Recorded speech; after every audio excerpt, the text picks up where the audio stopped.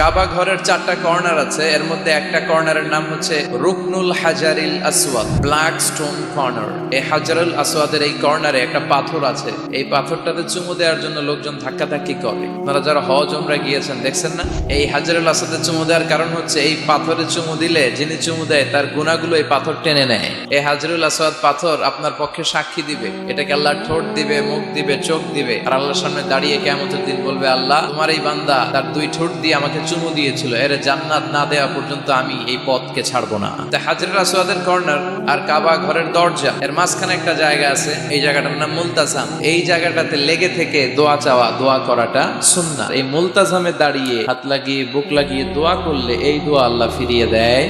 এই দোয়াটা কবুল করে নেয় কে? সাহাবারা এটা করতেন। কিন্তু এই মুলতাজামে তো সহজে জায়গা পাওয়া যায় না, লক্ষ লক্ষ হাজী সাহেব মুআতামিরুন উমরাকারীরা ধাক্কাধাক্কি করে ওই জায়গায়। তো এক ইমাম সাহেব সে অনেক ধাক্কাধাক্কি করে যুদ্ধ করে মুলতাজামে হাত লাগানোর সুযোগ পেয়েছে। হাত লাগায় ধাক্কার চোটে সে তাড়াতাড়ি করে আল্লাহর কাছে দোয়া করতেছে যে, আল্লাহ জীবনে যত দোয়া করছি আর যত দোয়া করব এই সব দোয়া তুমি কবুল করে নিও। এই একটাই দোয়া।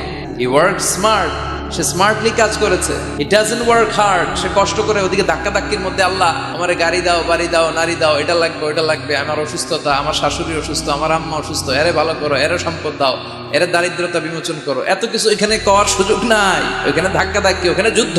এবার ওইখানে এই দোয়া যদি কবুল হয়ে যায়, এবার বাড়িতে এসে দোয়া শুরু। সুবহানাল্লাহ পড়েন।